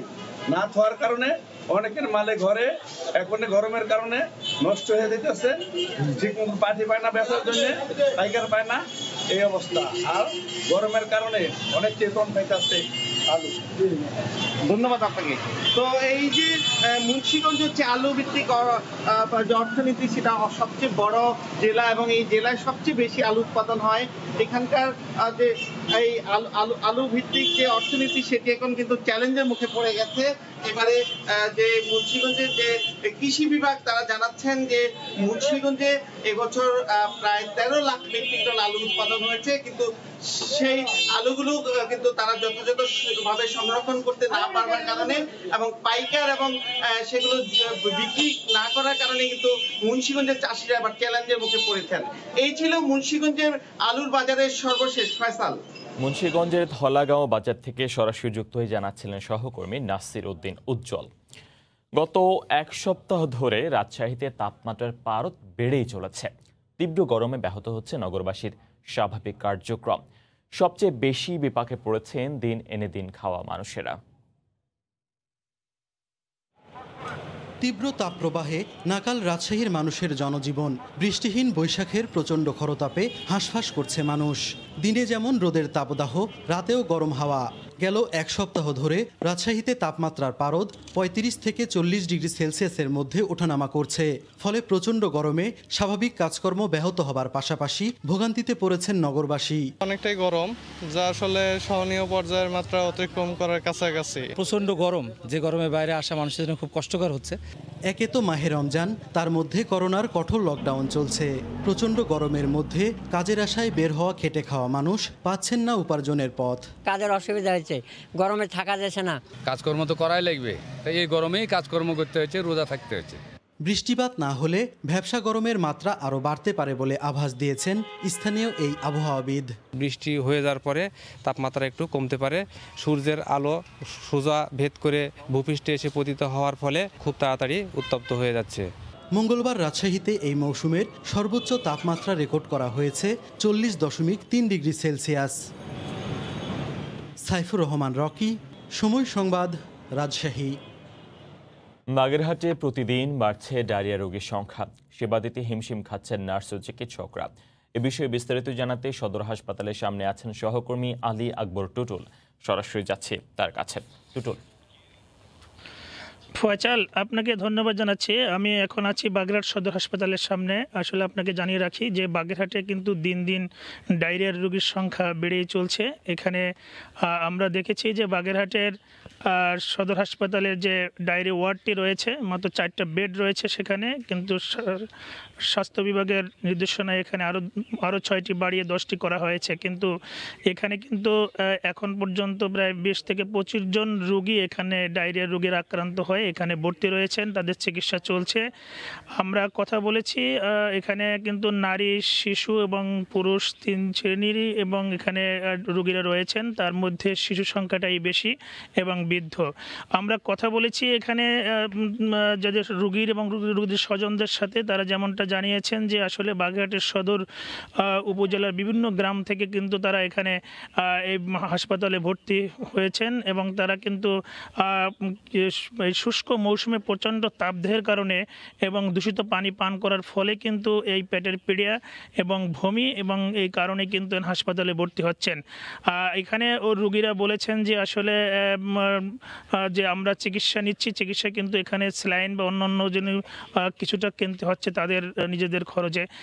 এখানে কিন্তু হিমশিম খাচ্ছেন এবং এখানে নার্স যারা আছেন, চিকিৎসক যারা আছেন এই চিকিৎসা দিতে এবং ডায়রিয়া রোগীদের এই বর্তমান পরিস্থিতির কারণে। আমরা এখানে বাগেরহাট সদর হাসপাতালের যে আবাসিক মেডিকেল অফিসার মিরাজুল ইসলাম, ওনার সাথে আমি কথা বলেছি। তিনিও জানিয়েছেন যে প্রতিদিনই কিন্তু রোগীর সংখ্যা বাড়ছে এবং গত এক সপ্তাহে প্রায় শতাধিক রোগী কিন্তু এখানে ভর্তি হয় এবং চিকিৎসা নিয়েছেন এবং অনেক রোগী কিন্তু খুব ডেঞ্জার অবস্থায় ছিল। আজকে কিন্তু আমরা 5 জন শিশুকে হাসপাতালে ডায়রি ওয়ার্ডে ভর্তি দেখেছি এবং তারা কিন্তু 2 বছরের পর্যন্ত বয়সী রয়েছে শিশুরা। তাদের স্বজনরা কিন্তু বলেছেন যে হঠাৎ করে পেটের পীড়া এবং ব্যথা, বমি শুরু হলে কিন্তু তারা হাসপাতালে নিয়ে আসছেন অনেকটাই। আর শিশুরা কিন্তু উন্নতির দিকে, আবার অনেকে কিন্তু গত রাত্রেও এখানে কিন্তু ভর্তি হয়েছেন। আমরা কথা বলেছি যে বিভিন্ন উপজেলায় কিন্তু কথা বলেছি স্বাস্থ্য কমপ্লেক্সে, তারা যেমনটা জানিয়েছেন যে আসলে উপকূল জুড়ে যেমন শরণখোলা মোরেলগঞ্জ এলাকা কিন্তু আসলে পানির জন্য হাহাকার, যেমন দূষিত পানির ফলে কিন্তু এই রোগীর সংখ্যাটা কিন্তু বাড়ছে এবং এবছর প্রচণ্ড তাপদাহে এবং অনাবৃষ্টির কারণে কিন্তু কোনো জলাশয় বা পুকুর এবং পানির উৎস না থাকার কারণে কিন্তু এই সমস্যাটা সৃষ্টি হয়েছে বেশিটা। আমরা এখানে দেখেছি যে যারা নার্স রয়েছেন তারা কিন্তু বলেছেন যে আসলে আমরা যে এই ভয়াবহ অবস্থা আসলে কয়েকদিন ধরে আমরা দেখছি, কারণ প্রতিনিয়ত শিফটে যখন তারা ডিউটি করেন তারা কিন্তু রোগীদের নানান পেটের পীড়া নিয়ে এখানে ভর্তি হন। তারা কিন্তু অনেক সমস্যার সৃষ্টি হওয়ার কারণে কিন্তু অনেকে তারা হিমশিম খাচ্ছেন চিকিৎসা দেওয়ার ক্ষেত্রে। আর আরএমও সাহেব বাগেরহাটের আবাসিক মেডিকেল অফিসার তিনিও বলেছেন যে আমরা পর্যাপ্ত পরিমাণে যে ওষুধ সরবরাহ ক্ষেত্রেও কিন্তু আমরা এখানে চিকিৎসা ব্যবস্থা করছি, কিন্তু বেডের সংখ্যা কম থাকার কারণে আমাদের একটু বেগ পেতে হচ্ছে চিকিৎসা সেবা দিতে। আর বাগেরহাটের যেমন সকল উপজেলা যে স্বাস্থ্যকেন্দ্রগুলো রয়েছে সেখানে প্রতিনিয়ত কিন্তু 10 থেকে 15 জন বা 20 জন পর্যন্ত রোগী প্রতিদিন কিন্তু এই ডায়রিয়া আক্রান্ত হয় এবং তারা চিকিৎসা নিতে হাসপাতালে ভর্তি হচ্ছেন, উপজেলা স্বাস্থ্যকেন্দ্রে ভর্তি হচ্ছেন। আমার কাছে ছিল বাগেরহাটের সদর হাসপাতালের থেকে ডায়রিয়া রোগীর সর্বশেষ চিকিৎসা সেবার খবর। বাগেরহাট সদর হাসপাতালের সামনে থেকে সরাসরি যুক্ত হয়ে জানাচ্ছিলেন সহকর্মী আলী আকবর টুটুল। লিচু গাছে আম ধরেছে, অবিশ্বাস্য ঘটনা। অনেকে হয়তো মনে করতে পারেন কলম পদ্ধতিতে এটি সম্ভব, কিন্তু কোনোরকম কাটিং বা কৃত্রিম কার্যক্রম ছাড়াই এমন ঘটনা ঘটেছে ঠাকুরগাঁয়ে, এমন দাবি গাছ মালিকের। তিনি জানান শুরুটা ভালো হলেও শেষটা বেশ আশাহত করার মতো। প্রভাবশালীদের চক্রান্তে আমটি আর বড় হতে পারেনি। এ বিষয়ে নিশ্চিত হতে জেলা প্রশাসন ও কৃষি বিভাগের পক্ষ থেকে একটি প্রতিনিধি দল সেখানে যাবেন আজ। জিয়া রহমান বকুলের তথ্য, ছবিতে রিপোর্ট। ঠাকুরগাঁও সদরের কলোনিপাড়ার আব্দুর রহমান লিচু গাছটি রোপণ করেন 5 বছর আগে। 3 বছরে গাছটিতে মুকুল আসা শুরু হয়। গত বছরের তুলনায় এবার মুকুলের পরিমাণ বেশি, তাই খুশি গৃহকর্তা। কিন্তু আনন্দের সঙ্গে বিস্ময় যোগ হয়েছে ফলন দেখে। লিচুর সঙ্গে একই থোকায় ঝুলছে একটি আম। প্রথমে পাড়া প্রতিবেশীরা খবর পেয়ে আসেন। শুধু কি দেখেন, রীতিমতো জেরা চুলচেরা বিশ্লেষণ গবেষণা পুরো জনপদে। শাখা কলম করে এমনটি করেছেন কিনা তা নিয়েও বিস্তর অনুসন্ধান। সামাজিক যোগাযোগ মাধ্যমে খবর ছড়ায় দেশ বিদেশে। শনিবারের দিন সকালে 7টার দিকে আমার নাতির দিকে আমাকে ডাক দিল, আরো 2টা লোক আসলো আমার এখানে বসা। না না, এই যে দেখেন আল্লাহর কি রহমত, লিচু গাছ আম, লিচু গাছে আম ধরছে, সেখানে কোনো কলম করার মতো বুদ্ধি নাই। এখানে জীবনে প্রথম দেখলাম যে লিচুর গাছে আম ফলে। আমরা বন্ধু বান্ধব মিলে অনেকজন আসছি দেখতে। খবর শুনে কৃষি কর্মকর্তারাও ছুটে যান দুরকম ফল ধরা গাছটির কাছে, কিন্তু এর আগেই রোশানলের শিকার হয় আমটি। 7 নম্বর ওয়ার্ডের মেম্বারের সিকিম নামর আইসারে খুব গালাগালি আম ছিঁড়ে ফেলাম কোন বেটা কি করে হাট না গাইছে। আমি সূক্ষ্ম বিচার চাই, মেম্বার যদি এসে এখানে গেম জামটা না বাজায় তাহলে তো আমরা ছেড়ে না। বিশেষজ্ঞরা বলছেন কৃত্রিম সংযোজন ছাড়াও একই গাছে একাধিক রকম ফল ধরা সম্ভব, তবে একেবারেই প্রাকৃতিক উপায় হলো পরাগায়ন। একটি গবেষণার বিষয় হয়ে দাঁড়িয়েছে, কারণ প্রাকৃতিকভাবে বা জিনগত যদি বৈশিষ্ট্যের কারণে যদি না হয় তাহলে কিন্তু এটা আসলে আমরা পরীক্ষা নিরীক্ষা ছাড়া আমরা এটা আসলে বলতে পারি না যে আসলে এটা কিভাবে হলো। গাছের মালিক ও ক্ষুব্ধ এলাকাবাসী এই ঘটনার তদন্ত করে দোষীদের বিরুদ্ধে ব্যবস্থা নেওয়ার দাবি জানান। সময় সংবাদ, ঠাকুরগাঁও। সরকারিভাবে খাদ্য সহায়তার দাবিতে মাগুরায় সংবাদ সম্মেলন ও মানববন্ধন করেছেন জেলা পরিবহন কাউন্টার মালিক ও শ্রমিকেরা। গতকাল দুপুরে কেন্দ্রীয় বাস টার্মিনালে কর্মসূচি পালন করা হয়। এ সময় বক্তারা জানান, দীর্ঘদিনের লকডাউনে দূরপাল্লার বাস চলাচল বন্ধ রয়েছে, তে বেকার হয়ে পড়েছেন 1.5 শতাধিক কাউন্টার মালিক এবং বাস চালকরা। অনাহার অর্থাহারে কাটছে তাদের দিন। এ অবস্থায় সরকারের কাছে আর্থিক সহযোগিতা চান তারা। পরে কাউন্টারের সামনে মানববন্ধন করা হয়।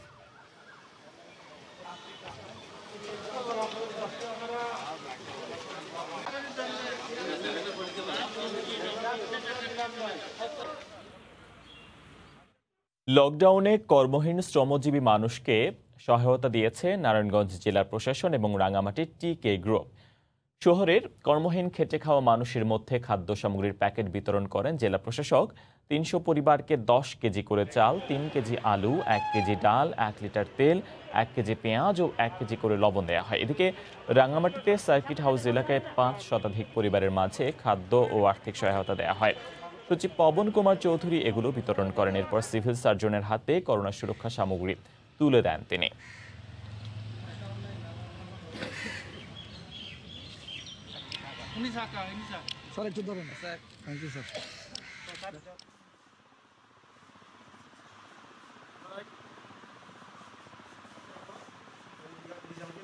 করোনা মহামারী এবং রমজানে প্রথমবারের মতো ময়মনসিংহের ঈশ্বরগঞ্জের আঠার বাড়িতে সাপ্তাহিক ফ্রি হাট চালু করেছে মুক্তির বন্ধন ফাউন্ডেশন নামের একটি স্বেচ্ছাসেবী সংগঠন। ফ্রি হাটের মাধ্যমে কৃষকেরা টাটকা সবজি, মাছ এবং ইফতার সামগ্রী করোনায় ক্রান্তি লগ্নে অসহায় পরিবারগুলোর হাতে তুলে দেওয়া হয়। বুধবার সকাল থেকে ফ্রি হাটে গ্রামবাসী প্রয়োজন অনুসারে তাদের পণ্য নিয়ে যান। উদ্যোক্তারা বলছেন, সমাজের মধ্যবিত্ত যারা লোকলজ্জার কারণে ফ্রি হাটে আসতে আগ্রহী হন, তারা মোবাইল ফোনে যোগাযোগ করলেই স্বেচ্ছাসেবীরা ঘরে পৌঁছে দেবেন প্রয়োজনীয় বাজার। সপ্তাহে প্রতি বুধবার এই ফ্রি হাট বসবে।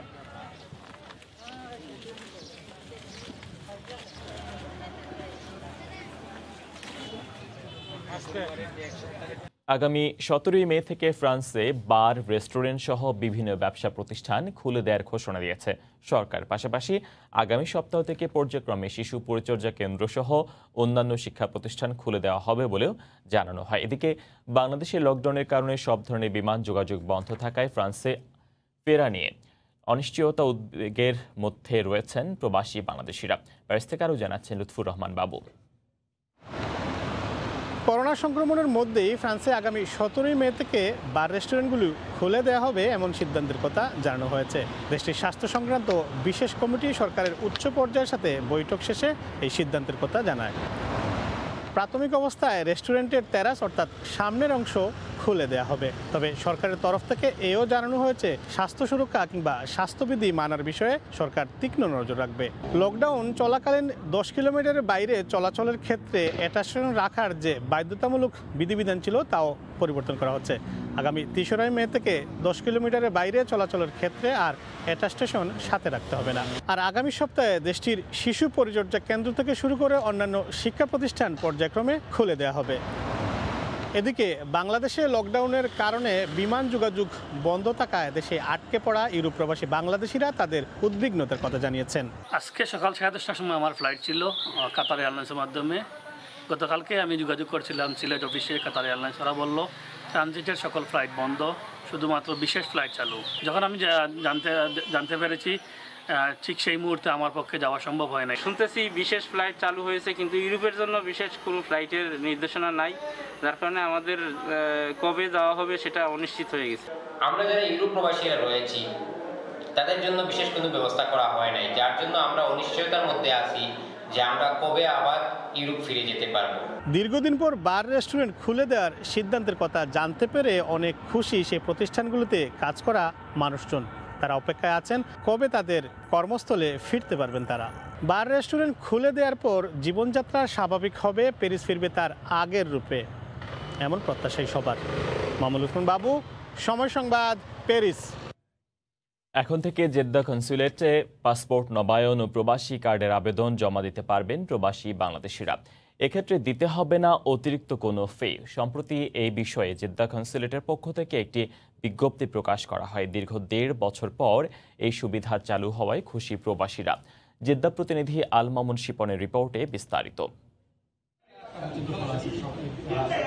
গত 1.5 বছর ধরে প্রবাসী সেবা কেন্দ্র নামের একটি প্রতিষ্ঠানের মাধ্যমে নির্দিষ্ট ফির চেয়ে 50 রিয়াল বেশি অর্থ জমা দিয়ে পাসপোর্ট নবায়ন করতে হতো সৌদি প্রবাসী বাংলাদেশিদের। এছাড়া প্রবাসী কার্ডের জন্য দিতে হতো অতিরিক্ত 70 রিয়াল। এ নিয়ে প্রবাসীদের মধ্যে এতদিন ব্যাপক ক্ষোভ ছিল। অবশেষে প্রবাসী বাংলাদেশিদের সুখবর দিলেন জেদ্দার বাংলাদেশ কনসুলেটে কনসাল জেনারেল হিসেবে নতুন দায়িত্ব পাওয়া নাজমুল হক। এখন থেকে জেদ্দার কনসুলেটে পাসপোর্ট নবায়ন ও প্রবাসী কার্ডের জন্য সরাসরি আবেদন করতে পারবেন প্রবাসীরা। এর জন্য কেবল সরকার নির্ধারিত ফি ছাড়া দিতে হবে না বাড়তি কোনো অর্থ। অনেকদিন ধরে এটা বন্ধ আছে এবং এতে অনেকেই বিভিন্নভাবে তাদের অসুবিধার কথা জানিয়েছেন। আমরা শুনেছি যে কমিউনিটিতে একটা খানিকটা অসন্তোষ ছিল এই বিষয়টা নিয়ে। তো আশা করি যে অসন্তোষ খানিকটা দূর হবে আমাদের এই খুলে দেওয়ার মাধ্যমে। জেদ্দা কনসুলেটের এমন উদ্যোগকে স্বাগত জানিয়ে উচ্ছ্বাস প্রকাশ করেছেন প্রবাসী বাংলাদেশিরা। প্রবাসী সেবা কেন্দ্র থেকে আমরা 50 থেকে 70 রিয়াল কমে এখন থেকে সরাসরি এমবাসির মাধ্যমে আমাদের পাসপোর্ট নবায়ন এবং প্রবাসী কল্যাণ কার্ড ইস্যু করতে পারব। সেই জন্য আমরা প্রবাসীরা আনন্দিত। তো আমরা মনে করি এই বিজ্ঞপ্তির মাধ্যমে আমরা প্রবাসীরা খুব ভালো এখন সুযোগ সুবিধা নিতে পারবো। এমবিসিতে যে আগের মতো আর হয়রানি পোহাতে হবে না। বেসরকারি প্রতিষ্ঠানকে দায়িত্ব না দিয়ে দূতাবাস ও কনসুলেটে জনবল বাড়িয়ে সেবার পরিধি বাড়ানোর দাবি প্রবাসীদের। আল মামুন শিপন, সময় সংবাদ, জেদ্দা, সৌদি আরব। আগামী সপ্তাহে ইতালিতে খুলছে সব ধরনের ব্যবসা প্রতিষ্ঠান। এর আগেই খুলে দেওয়া হয়েছে শিক্ষা প্রতিষ্ঠান। তবে দেশ জুড়ে এখনও প্রতিদিন গড়ে আক্রান্ত হচ্ছেন প্রায় 14,000 মানুষ, মারা যাচ্ছেন 3 শতাধিক। এর মধ্যে গ্রীষ্মের ছুটিতে পর্যটক আকর্ষণে বিভিন্ন পদক্ষেপ নিতে শুরু করায় খুশি প্রবাসী বাংলাদেশিরাও। ইতালির সবশেষ করোনা পরিস্থিতির খবর জানাচ্ছেন মাকসুদ রহমান। আগামী সপ্তাহে খুলে যাচ্ছে ইতালির সব ধরনের ব্যবসা প্রতিষ্ঠান। খুলে গেছে শিক্ষা প্রতিষ্ঠানগুলো। তবে এখনো নিয়ন্ত্রণহীন করোনা পরিস্থিতি। দেশটিতে এখন পর্যন্ত 39 লাখ মানুষ আক্রান্ত হয়েছেন, মারা গেছেন 1,18,000। এদিকে বেশি ঝুঁকিপূর্ণ এলাকা থেকে কম ঝুঁকিপূর্ণ এলাকায় ভ্রমণ করতে লাগবে নিরাপদ ভ্রমণ পাস। বিমান ও ট্রেনে চড়তেও একই শর্ত আরোপ করা হয়েছে। এরই মধ্যে কোভিড ফ্রি বিমান ও ট্রেন চলাচল শুরু হয়েছে। সঙ্গে ভ্যাকসিন গ্রহণকারীরা ইউরোপ জুড়ে ভ্রমণে বহন করবেন গ্রিন পাসপোর্ট। ইউরোপের ড্রাগ এন্ড কন্ট্রোল এজেন্সির সবুজ সংকেত পেয়ে শুরু হয়েছে জ্যাকসন এন্ড জ্যাকসন ভ্যাকসিনের কার্যক্রম। এসব পদক্ষেপে দেশটির পর্যটন খাতকে গতিশীল করবে বলে মনে করেন সংশ্লিষ্টরা। সরকারের এই পরিকল্পনায় খুশি প্রবাসীরাও। ইতালিয়ান সরকার মারিও দ্রাগি সম্প্রতি ঘোষণা করেছেন যে কোভিড ফ্রি ট্রেন ও কোভিড ফ্রি বিমান চালু করার সিদ্ধান্ত নিয়েছেন। ওই হিসাবে আমরা সবাই মহাখুশি। পাশাপাশি বাঙালি কমিউনিটির পক্ষ থেকে ইতালিয়ান সরকারকে ধন্যবাদ জানাই। আমরা অধিকাংশ বাংলাদেশিরাই পর্যটন শিল্পের উপর নির্ভরশীল। আমাদের কর্মসংস্থান পর্যটন শিল্পকে কেন্দ্র করে। তাই আমরা চাই যে কোনোভাবে যাতে পর্যটকেরা নিরাপদে নির্বিঘ্নে পর্যটন কেন্দ্রগুলোতে আসতে পারে। ব্যাংক অব ইতালির তথ্য মতে মহামারীর কারণে 2020 সালে পর্যটন শিল্পের ক্ষতির পরিমাণ 120 বিলিয়ন ইউরো। 2021 সালে পর্যটন শিল্পকে লাভজনক অবস্থায় ফেরাতে সরকারের তৎপরতায় খুশি প্রবাসী বাংলাদেশিরা। কারণ ইতালির পর্যটন শিল্পই প্রবাসী বাংলাদেশিদের প্রধান কর্মস্থল। মাকসুদ রহমান, সময় সংবাদ, ইতালি। মানুষকে সচেতন করতে এবার লন্ডনে কাপড়ের তৈরি বিভিন্ন স্বাস্থ্য সামগ্রীর প্রদর্শনীর ব্যবস্থা করা হয়েছে। হস্তশিল্পের এসব পণ্যের মধ্যে করোনা সুরক্ষা সামগ্রী বেশি থাকায় তা বিক্রি হচ্ছে বেশ তাড়াতাড়ি। উদ্যোক্তারা জানান, ঘরবন্দি মানুষকে তাদের দৈনন্দিন ব্যবহার্য জিনিস সম্পর্কে নতুন করে জানাতে এই আয়োজন। বিভিন্ন জায়গা থেকে দর্শনার্থীরা আসছেন দোকানটিতে। বিভিন্ন স্বাস্থ্য সামগ্রী ও প্রসাধনী দেখছেন। তবে সেগুলো কিনে তারা ব্যবহার করতে পারবেন না, কারণ কোনোটি ব্যবহারযোগ্য নয়। সুতা আর কাপড় দিয়ে এগুলো বানিয়ে প্রদর্শনীর ব্যবস্থা করা হয়েছে এই ফার্মেসিতে। লন্ডনবাসীকে সচেতন করতে স্যানিটাইজার, ব্রাশ সহ বিভিন্ন ওষুধ সামগ্রী, এমনকি জনপ্রিয় কিছু রাসায়নিক পদার্থের প্রদর্শনীও করা হয় সেখানে। ফার্মেসিটিতে প্রায় 15,000 পণ্য সামগ্রী রয়েছে। এর সবই মূলত হস্তশিল্প। এগুলো বিক্রিও করা হবে। প্রতিটি পণ্যের দাম নির্ধারণ করা হচ্ছে এর আকারের ভিত্তিতে। দাম ওঠানামা করবে 30 পাউন্ড থেকে 120 পাউন্ডের মধ্যে। ব্রিটিশ শিল্পী লুসি স্পেরোর চমৎকার নির্মাণ শৈলীতে এগুলো তৈরি হয়েছে। তিনি জানান, আগামী সপ্তাহের মধ্যে পণ্য সামগ্রী আরও বাড়বে, কারণ এরই মধ্যে বিক্রি প্রায় শেষ হয়ে যেতে শুরু করেছে। আমি মনে করি করোনা সুরক্ষা সামগ্রী প্রদর্শনীতে থাকায় এই উদ্যোগ ক্রেতাদের খুব সহজেই আকৃষ্ট করবে। বিভিন্ন বয়সী ক্রেতা এখানে আসছেন এবং তারা আনন্দের সঙ্গে পণ্যগুলো কিনছেন।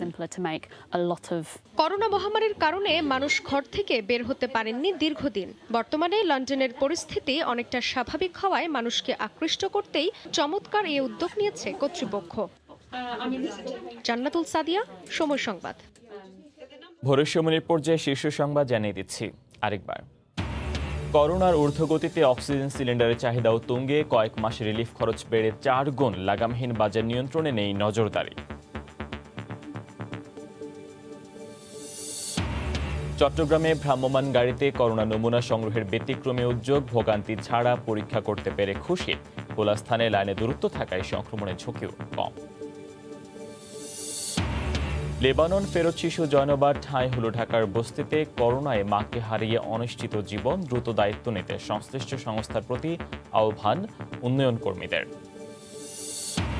ঢাকায় মসলিন ও রাজশাহী সিল্ক নিবন্ধন হলো জিআই পণ্য হিসেবে। করোনায় পেছালো সনদ হস্তান্তর। অন্য দেশ উৎপাদন কিংবা বিপণন করতে চাইলে দিতে হবে সত্য। এই ছিল ভোরের সময়। সঙ্গে থাকুন সময়।